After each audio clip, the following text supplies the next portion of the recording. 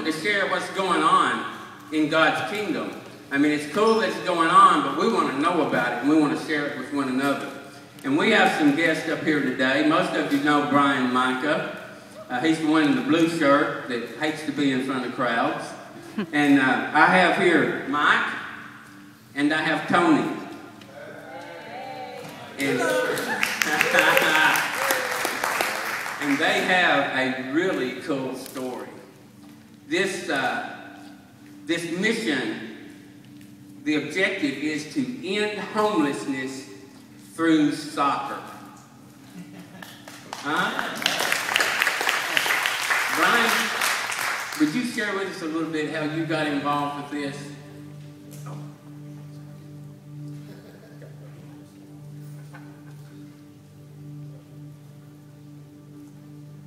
Yeah, so...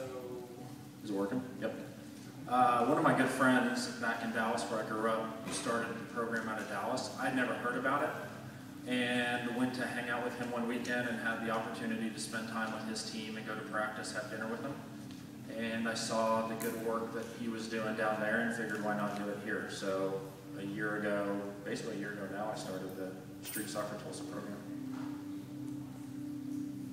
That has to be God to work in something like that. And to qualify to be on this team, you have to be homeless. And Mike, could we understand your life a little more, and could you share how that came to be with you, how you ended up on the streets at one point? Grew up in a really rough family, didn't go to church, didn't know God. Sundays we would just pick the football games instead of going to church. Long line of alcoholism in the family. That kind of just rubbed off on me, and started drinking. That led to using substances, and eventually I just got caught up in the cycle of making money to provide for my really bad habits, and it led me to the streets. I never thought I'd find a way out of it. So it was a long time, I can say off and on. The past 10 years have been sometimes housing, sometimes homeless, sometimes housing, sometimes homeless. But it's nobody's fault but mine, really. I could have made different decisions, but that's how I ended up on the streets. Thank you, Mike. And Tony, I want to ask you a similar question, how you came to be eligible for street soccer.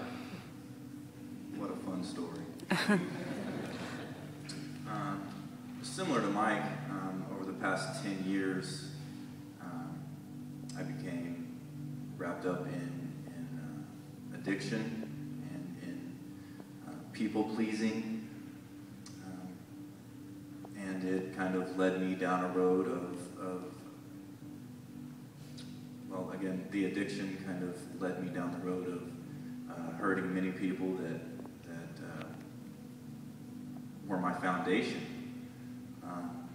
And so once you burn bridges and burn bridges and burn bridges, you don't really have a road to cross.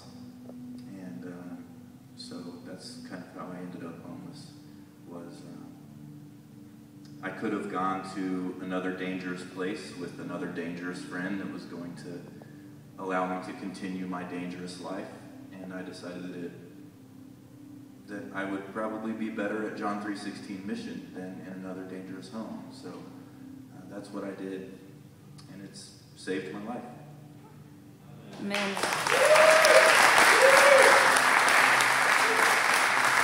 Tony, you mentioned the foundation that crumbled in your life. Would you speak a little bit about the foundation that was in place in your life prior to this?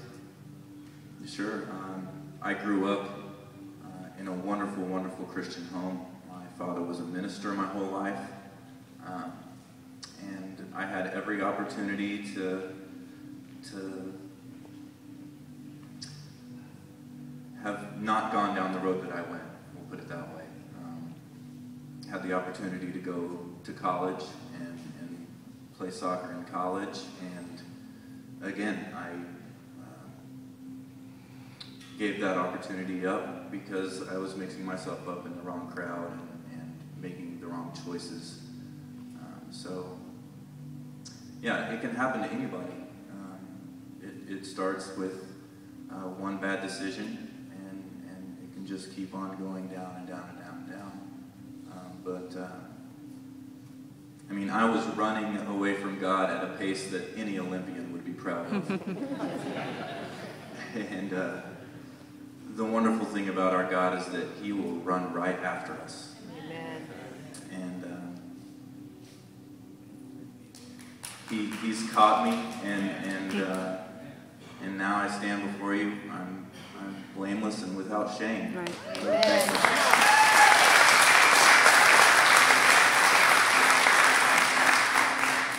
Here recently, all three of these guys participated in the national street soccer tournament.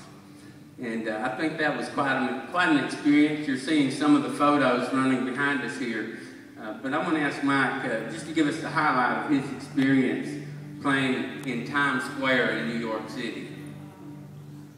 How in the world do you follow that? It definitely was a life-changing experience for me because I got to see hundreds of homeless people from around the country treating each other with dignity, respect, community. Didn't matter that they didn't know where they were going to sleep when they got back. For those few days, the looks of self-esteem and self-worth and value on their faces is something I'll never forget. And the sheer joy of them playing a game that they love, it was like everyone who had a chance to play was like a little kid running around with just the biggest, silliest grins on their faces. Of course, the next day when they couldn't move, they realized they weren't 10 anymore. But that to me was just the coolest thing, and to see my friends succeed far beyond anything I imagined was pretty awesome as well.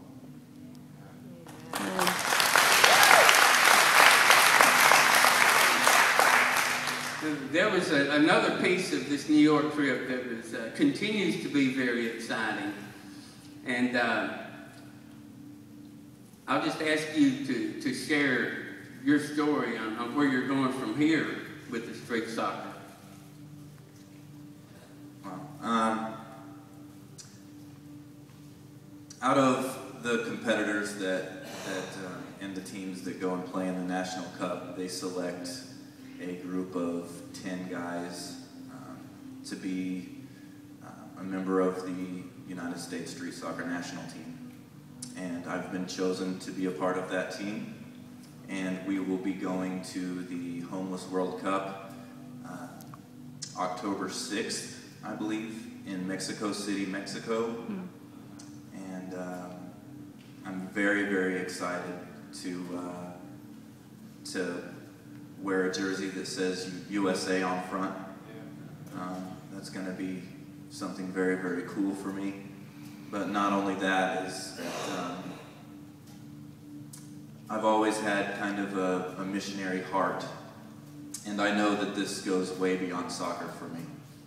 It has with my teammates here in Tulsa and with the program that we have going on here locally, but also I get to have the opportunity to go and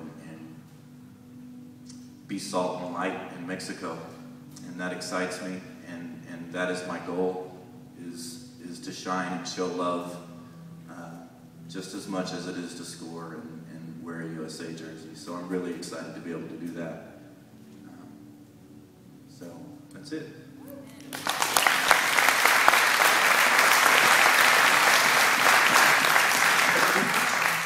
If you want to know more about this, grab one of these guys after church.